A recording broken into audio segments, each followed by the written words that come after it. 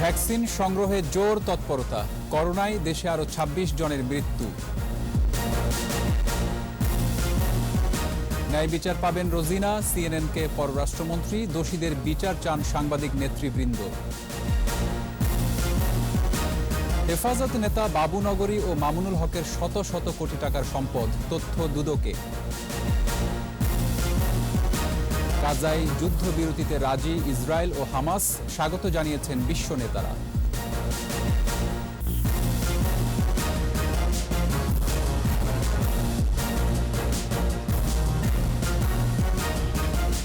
শুনছিলেন first security ইসলামী bank Limited সংবাদ শিরোনাম। আমন্ত্রণ রাত ৯টার ২১ সংবাদে, সাথে আছি রক্তিম ত্রিপুরা। দর্শক, ২১ টেলিভিশনের সংবাদ একই সাথে সরাসরি দেখতে পাবেন আমাদের ফেসবুক পেজ www.facebook.com/2124 অনলাইনে। ফেডারেল ড্রাগ অ্যাডমিনিস্ট্রেশন বা এফডি এর অনুমোদন ছাড়াই যুক্তরাষ্ট্রের অ্যাস্ট্রাজেনেকার ভ্যাকসিন পেলে গ্রহণ করবে বাংলাদেশ। সংবাদ মাধ্যম সিএনএনকে একথা জানিয়েছেন পররাষ্ট্রমন্ত্রী ডক্টর একে আব্দুল মোমেন।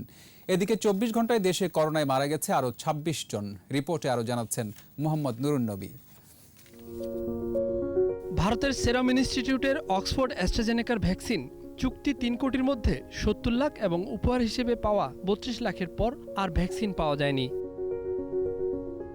টিকা কার্যক্রম অব্যাহত রাখতে এই সংকট মোকাবিলায় চীন, রাশিয়া, ব্রিটেন, কানাডা সহ বহুমুখী উৎসে যোগাযোগ অব্যাহত রেখেছে সরকার।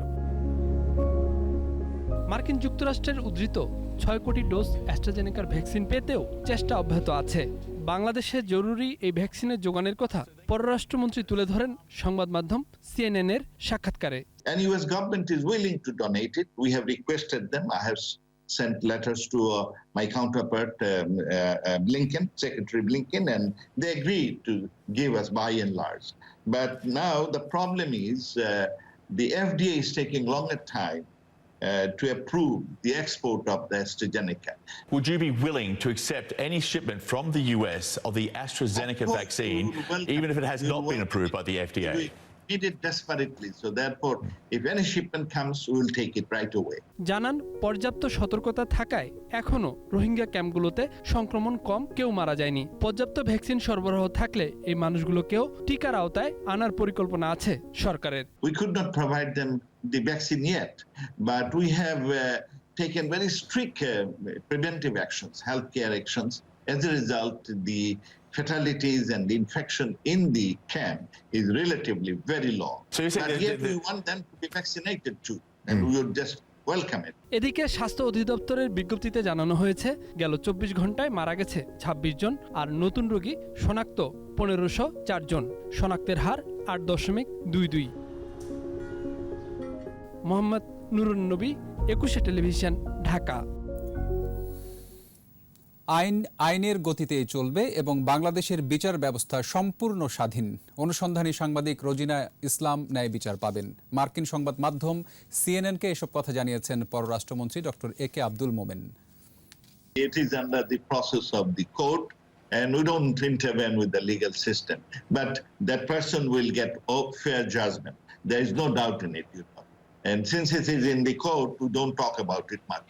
But I can assure you, because Bangladesh, the judiciary is very independent, and she will get a fair, you know, the treatment and judgment. Everybody, we don't want anybody to suffer, but you know, the law is law, and we do honor the law. মামলা প্রত্যাহার করে সাংবাদিক রোজিনা ইসলামকে মুক্তি দেওয়ার দাবি জানিয়েছেন সাংবাদিক নেতারা। ঢাকা রিপোর্টার্স ইউনিটির মানববন্ধন কর্মসূচি থেকে বক্তারা বলেন, সরকারের উন্নয়নকে বাধাগ্রস্ত করতে গণমাধ্যমকে মুখোমুখি দাঁড় করাচ্ছেন এক শ্রেণীর দুর্নীতিবাজ আমলা। সাইদুল ইসলামের রিপোর্ট। প্রথম আলোর সিনিয়র রিপোর্টার রোজিনা ইসলামের মুক্তির দাবিতে চতুর্থ দিনের মতো কর্মসূচি পালন করেছে ঢাকা রিপোর্টার্স ইউনিটি। সকালে সেগুনবাগিচায় রিপোর্টার্স ইউনিটির সামনে মানববন্ধনে অংশ নেন গণমাধ্যম কর্মী ও বিভিন্ন সাংবাদিক সংগঠনের নেতারা। আমরা সেই ঘটনার তীব্র নিন্দা জানাচ্ছি। বক্তৃতায় সাংবাদিকরা বলেন, স্বাস্থ্য খাতের দুর্নীতি নিয়ে রিপোর্ট করায় এক শ্রেণীর দুর্নীতিবাজ আমলাদের নির্যাতনের শিকার হন রোজিনা ইসলাম। গত ২ মাসে রোজিনা ইসলামের যতগুলো প্রতিবেদন প্রকাশিত হয়েছে, সেই প্রতিবেদনের এগেনস্টে সরকার কি ব্যবস্থা নিয়েছে? তার মানে আপনারা নিজেদের ডেস্ক থেকে এনে দিয়েছেন। আমরা আশা করি সাংবাদিকদের ঐক্যবদ্ধ আন্দোলনের মধ্য দিয়েই এই সমস্যার সমাধান হবে। সাংবাদিক নেতারা বলেন, রোজিনার মুক্তি না দেয়া পর্যন্ত আন্দোলন চলবে। দুর্নীতিবাজ আপনারা তাদের দুর্নীতি ঢাকার জন্য তারা গুন্ডামি করবে, আর সাংবাদিকতা, অনুসন্ধানী সাংবাদিকতা বন্ধ হবে, সেটি কোনোভাবেই কিন্তু আমরা হতে দেব না। জামিন পেলেই আমাদের এই আন্দোলন থেমে যাবে না, আমরা আন্দোলন অব্যাহত রাখবো। এই মামলা প্রত্যাহার করতে হবে এবং রোজিনা ইসলামকে যারা হয়রানি এবং নির্যাতনের সঙ্গে জড়িত তাদের দৃষ্টান্তমূলক বিচার করতে হবে। আমাদের সন্তোষজনক ব্যাখ্যা যদি সরকারের তরফ থেকে না পাই, তাইলে দুর্বার আন্দোলন গড়ে তুলবো আমরা। নিরপেক্ষ ও সুষ্ঠু তদন্তের মাধ্যমে দোষীদের শাস্তির আওতায় আনারও দাবি জানান সাংবাদিক নেতারা। আমরা ঘরে ফিরছি না এমন সাইদুল ইসলাম, 21 টেলিভিশন, ঢাকা। পাকিস্তান ও মধ্যপ্রাচ্যের বিভিন্ন দেশে বাড়ি, দোকান সহ বিপুল সম্পদ গড়েছেন হেফাজত নেতা জুনায়েদ বাবু নগরী ও মামুনুল হক। নামে বেনামে বিভিন্ন দেশের ব্যাংকে টাকাও জমা করেন তারা। কথিত তালেবান রাষ্ট্র কায়েমে সহিংস রাজনীতি করা এই দুই উগ্রপন্থীর শত শত কোটি টাকার সম্পদ আছে বলে প্রাথমিকভাবে নিশ্চিত হয়েছে দুর্নীতি দমন কমিশন দুদক। বিস্তারিত দীপু সারোয়ারের রিপোর্টে। তাণ্ডব, সহিংসতা আর লুটপাটের নির্দেশদাতা হিসেবে আলোচিত জুনায়েদ বাবুনগরী ও মামুনুল হকের সম্পদের উৎস খুঁজতে কাজ শুরু করেছে দুদকের অনুসন্ধান টিম। এই দুই নেতার সম্পদ শুধু দেশেই নয়, সংযুক্ত আরব আমিরাত, সৌদি আরব, পাকিস্তান, বাহরাইন ও কাতারেও ছড়িয়ে ছিটিয়ে আছে বলে প্রাথমিক তথ্য পেয়েছে দুদক। সেখানে মামুনুল ও জুনায়েদ বাবুনগরীর 18টি দোকান, 3টি বাড়ি, 4টি হজ এজেন্সি, 5টি গাড়ির যন্ত্রাংশের দোকান, 26টি লরি সহ আরও বেশ কিছু সম্পদের তথ্য পেয়েছে দুদক। এছাড়া এসব দেশের ব্যাংকেও জমা আছে তাদের শত শত কোটি টাকা। দুদক বলছে, মামুনুল, জুনায়েদ সহ হেফাজতের অর্ধশত নেতার অবৈধ সম্পদ নিয়ে কাজ শুরু হয়েছে। সংগঠনের তহবিল, বিভিন্ন মাদ্রাসা, এতিমখানা ও ইসলামী প্রতিষ্ঠানের কোটি কোটি টাকা এবং ধর্মীয় কাজের জন্য আসা বিদেশি সহায়তাও আত্মসাৎ করেছেন বাবুনগরী মামুনুল। এরই মধ্যে বিষয়টি অনুসন্ধানে 6 সদস্যের কমিটি করেছে দুদক। হেফাজত ব্যাপারে আমরা কমিটি করে দিয়েছি, আলোচনা করতেছে, দেখতেছে যে তদন্ত যখন লাগবে, যাকে যা লাগবে তখন তা করবে। যাকে জিজ্ঞেস করা দরকার জিজ্ঞেস করবে, যাকে জিজ্ঞেস না করা দরকার তাকে জিজ্ঞেস করবে না। যার ডকুমেন্ট দেখলে সন্তুষ্ট হবে। দুদকের এই কমিশনার জানান, মামুনুল, জুনায়েদের দেশ বিদেশের সম্পদ গুরুত্ব দিয়ে খতিয়ে দেখা হচ্ছে। আপনারা জানেন লকডাউনে আছে, আমরা অফিস করছি না, অফিসে আসার নিয়ম নাই আমাদের, তবু আমরা অফিসে আসি, বিশেষ বিশেষ কাজ কিছু থাকে করতে হয়। আমি আজকে চেয়ারম্যান সাহেব আসছেন, আমি আসি, আমি আসতেছি তো।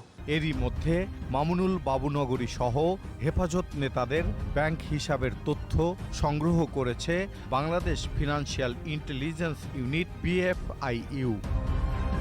দীপু সারোয়ার, 21 টেলিভিশন, ঢাকা। ফিলিস্তিন প্রসঙ্গ। গাজায় যুদ্ধবিরতিতে সম্মতি জানিয়েছে ইসরায়েল, তবে আনুষ্ঠানিকভাবে কিছু জানায়নি দেশটি।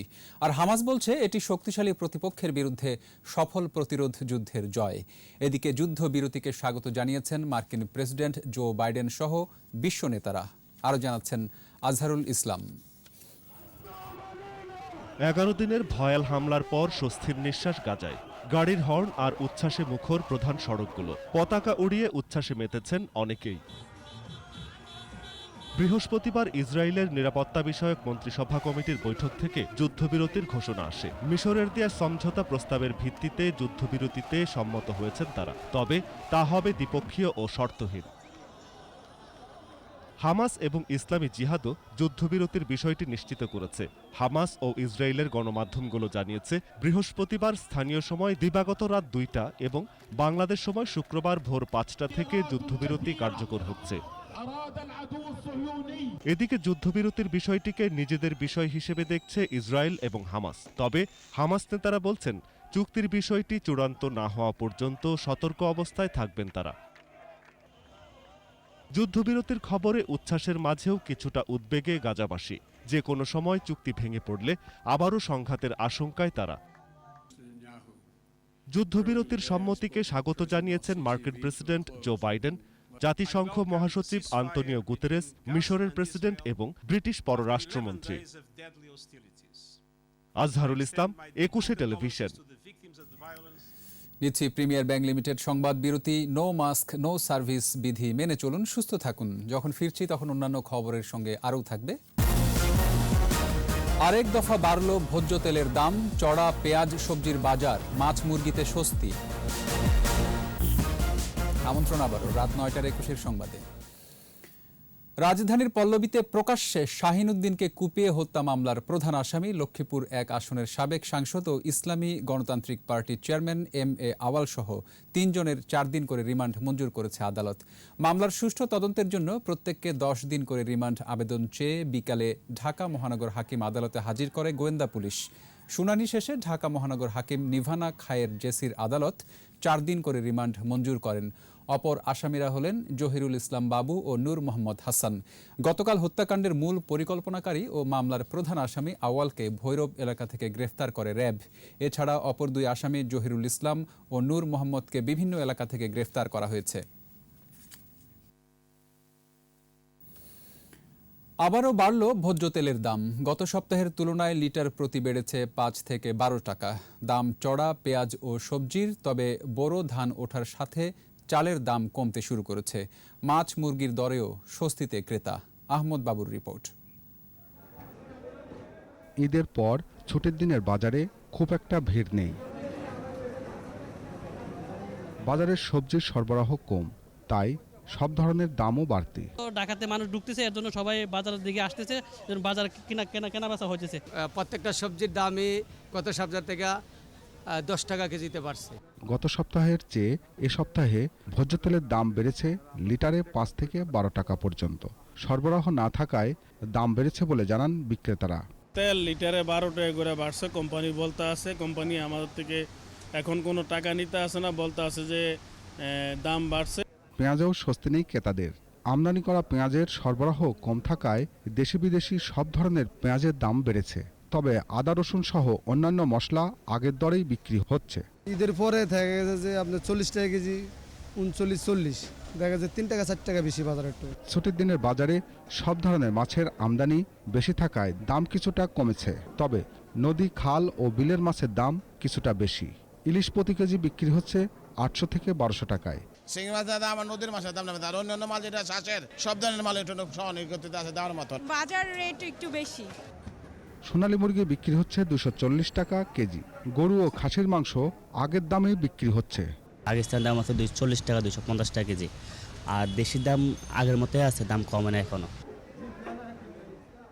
আহমদ বাবু, 21 টেলিভিশন, ঢাকা। এবার ব্যবসা বাণিজ্যের খবর।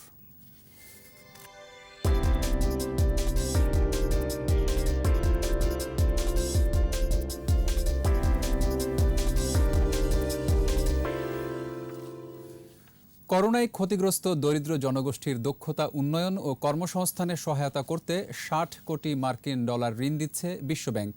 বাংলাদেশি মুদ্রায় যা প্রায় 5100 কোটি টাকা। বিশ্বব্যাংকের এক সংবাদ বিজ্ঞপ্তিতে বলা হয়, 2টি প্রকল্পের আওতায় বাংলাদেশ এ ঋণ পাচ্ছে। 5 বছরের গ্রেস পিরিয়ড সহ 30 বছরে অনুমোদিত ঋণ পরিশোধ করতে হবে। বিশ্বব্যাংক জানায়, তরুণ, নারী ও সুবিধাবঞ্চিত মানুষের কর্মসংস্থান এবং জীবিকার সুযোগ উন্নত করতে ঋণের অর্থ ব্যয় হবে। ক্ষুদ্র ব্যবসায়ী, বিদেশ ফেরত কর্মী সহ প্রায় 17.5 লাখ দরিদ্র ও ঝুঁকিপূর্ণ জনগোষ্ঠী অনুমোদিত ঋণের সুবিধা ভোগ করবে বলে আশা বিশ্বব্যাংকের। আর এরই সাথে শেষ করছি রাত 9টার 21 সংবাদ। যাবার আগে ফার্স্ট সিকিউরিটি ইসলামী ব্যাংক লিমিটেড সংবাদ শিরোনামগুলো আরও একবার। ভ্যাকসিন সংগ্রহে জোর তৎপরতা, করোনায় দেশে আরও 26 জনের মৃত্যু। ন্যায় বিচার পাবেন রোজিনা, সিএনএনকে পররাষ্ট্রমন্ত্রী, দোষীদের বিচার চান সাংবাদিক নেতৃবৃন্দ। হেফাজত নেতা বাবু নগরী ও মামুনুল হকের শত শত কোটি টাকার সম্পদ, তথ্য দুদকে।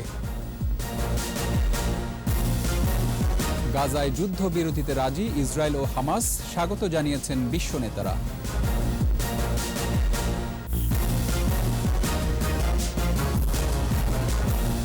সর্বশেষ খবর জানতে ডায়াল করুন 2021 নম্বরে আর ভিজিট করুন ekushe-tv.com ওয়েবসাইটে। এছাড়া ফেসবুকে লগ ইন করতে পারেন facebook.com/ekushe24 অনলাইনে। পরের সংবাদ রাত 11টায় দেখার আমন্ত্রণ রইল। স্বাস্থ্যবিধি মেনে চলুন, সুস্থ থাকুন।